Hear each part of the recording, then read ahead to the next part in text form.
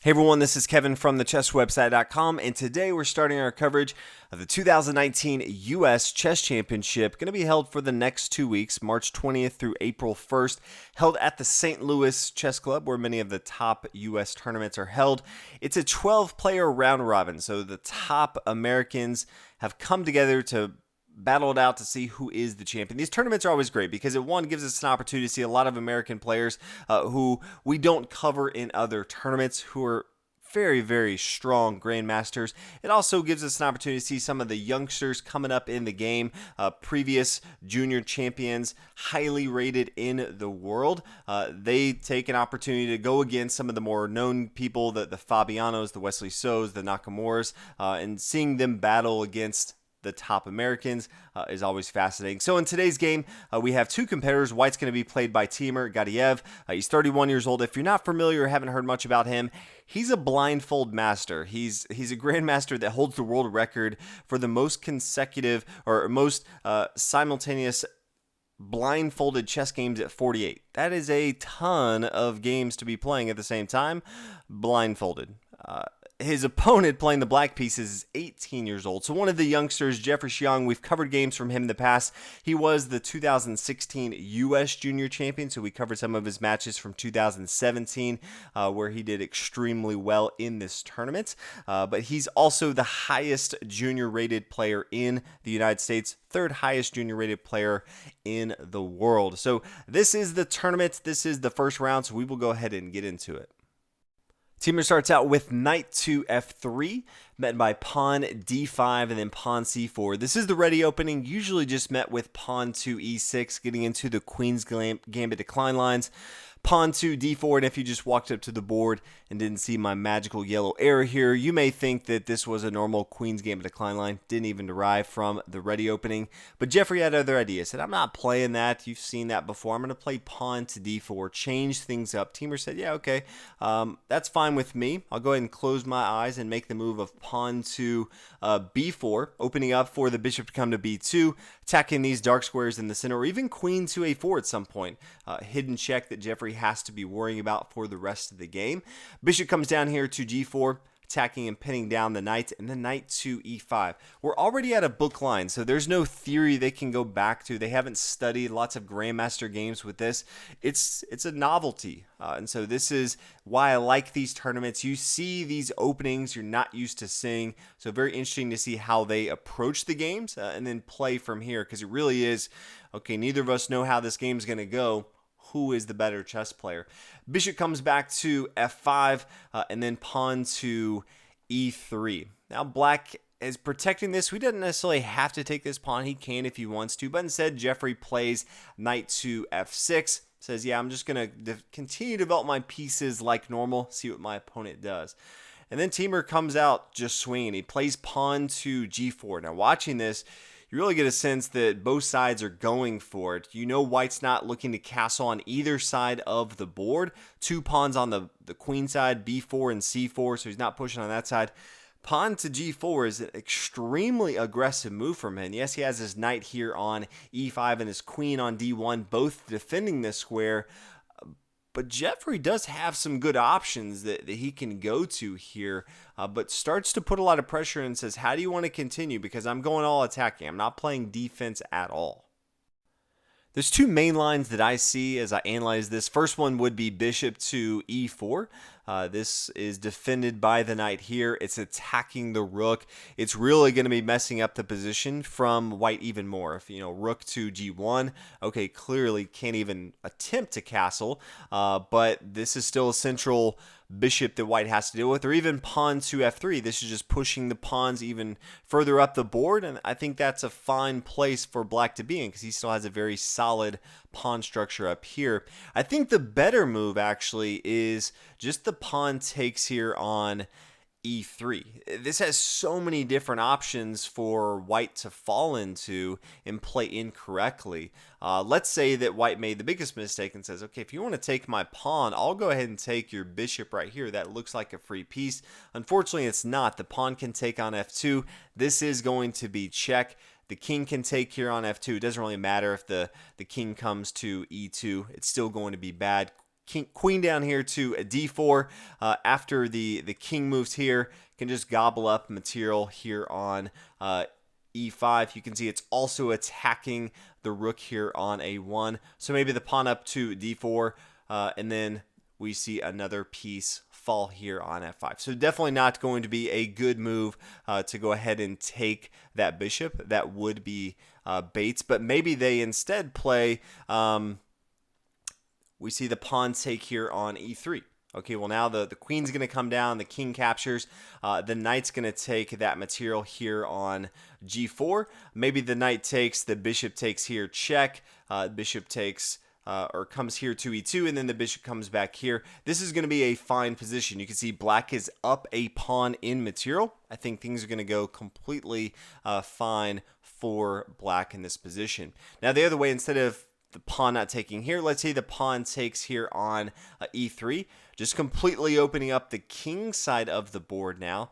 And then bishop to e4, attacking the rook. Rook to g1. I think this is going to be a fine spot for black to be in. Equal sides as far as material here, but black just is much more solid as far as his pawn structure right here. Can really be flexible as far as how he wants to continue.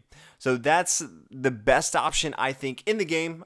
Jeffrey made a good move. I just think that taking here on e3 was more optimal, but he decided to go ahead and play bishop here to e4, attacking the rook here on h1. Timur pushes forward with pawn to f3. Bishop comes back to g6. Bishop b2, attacking this pawn in the center of the board. Decides to go ahead and take with his pawn here on e3. After the pawn captures, knight to d7. So if you look at this, Jeffrey has the opportunity to bring his queen down here and take on d1. But he has the solid structure. He knows his opponent is not going to be castling. So he wants to keep his most powerful pieces on the board, because as soon as he exchanges off the queens, he really loses the advantage that he has over his opponent right now of no king safety. So he doesn't want to come down. Instead, he decides, yeah, I need to shut down this exchange right away. He plays knight to d7. So a good heads up play from him. Now the knight takes on g6.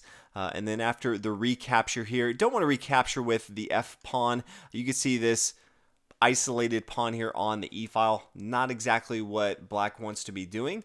So instead decides to go ahead and take with his pawn here from h7 here to g6. Opens up for the rook to control semi-open file on the h file.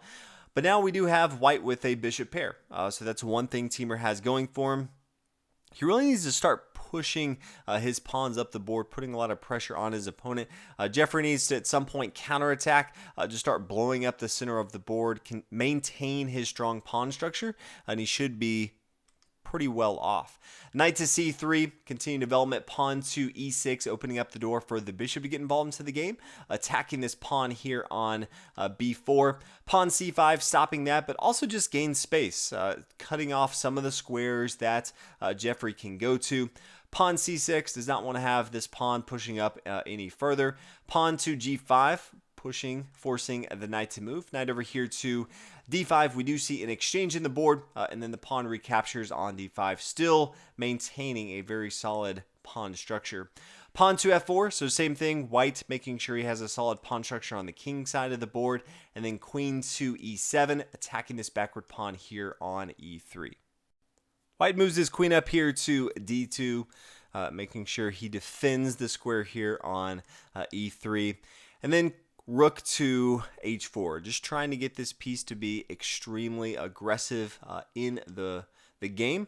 Queen over here to f2, still defending the square, also attacking the rook here on h4, and then the queen comes down here to e4. So, hey, if you're going to attack my rook, I'm going to attack your rook as well. White does have to be careful. Although it looks tempting to go ahead and take the rook here on h4, that would be a bad move, because not too worried about the rook falling on h1. Needs to really be worried about the queen coming over here to b4, check, and then the bishop is going to fall. Maybe king up here to f2, queen down here to b2, check.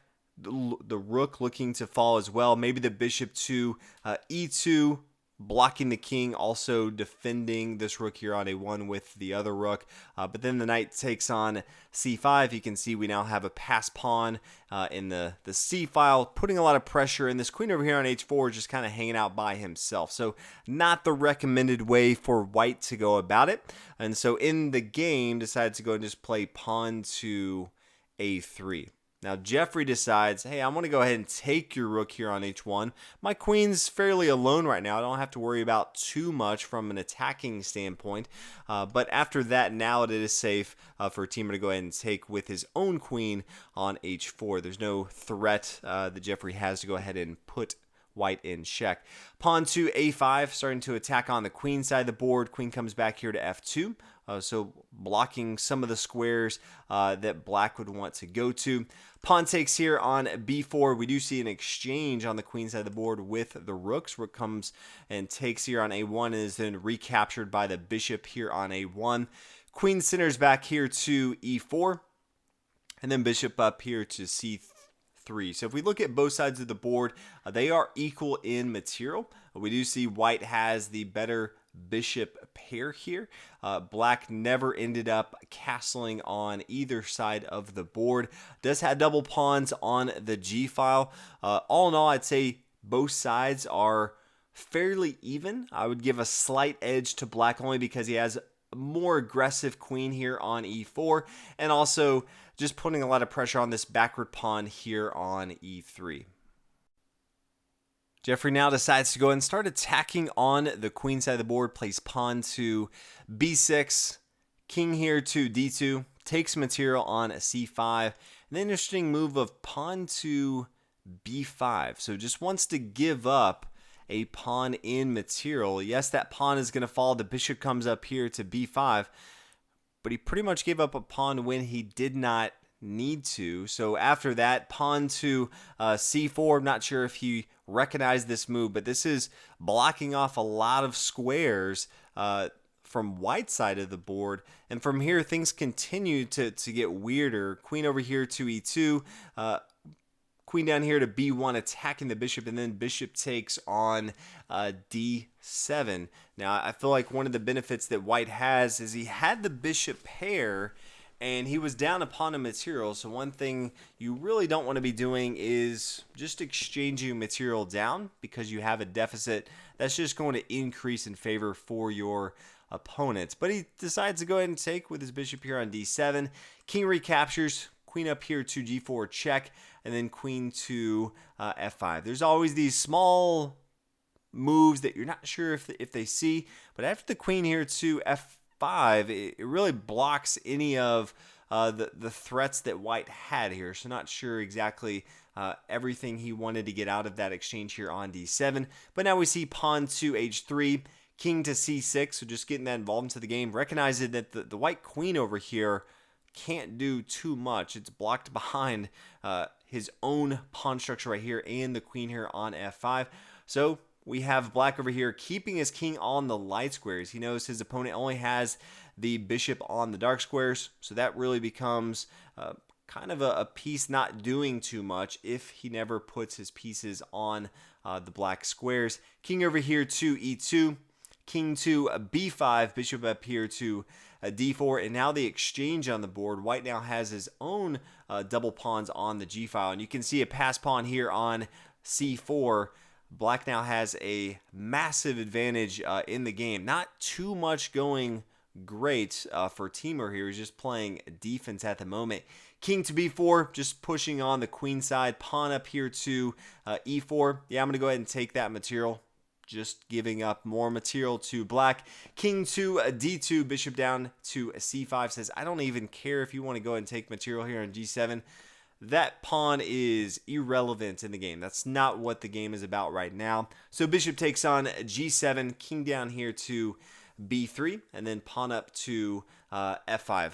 Again, doesn't really matter what's going on the king side of the board. Decides to go ahead and play pawn to e3. Not too worried about even giving up material right here. And then the king over to e2, trying to stop this, but it is defended by the bishop right here. Now the king can easily get involved into the game, something like c2, starting pushing forward with the pawn as well. very, very difficult for white to continue.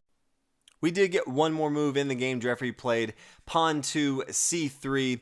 Teamer recognizing this is not going to go well. I can't just give up my bishop here on c3, and if I don't, I am going to eventually lose. My opponent can easily get a queen in the game, or I'm going to have to give up too much material I can't overcome. So Jeffrey does take the victory. He's the only one to get a win in round one, so he sits atop the standings. Pretty good showing for the 18-year-old. We'll see if he can continue over the next couple weeks to have a strong showing. But hopefully you guys are excited about this tournament. This is one of my favorite tournaments all year to cover. So we will have as much coverage as possible over the next 2 weeks. Again, thanks for watching, and I'll see you guys tomorrow in round 2 of the U.S. Chess Championship 2019 in St. Louis. Bye.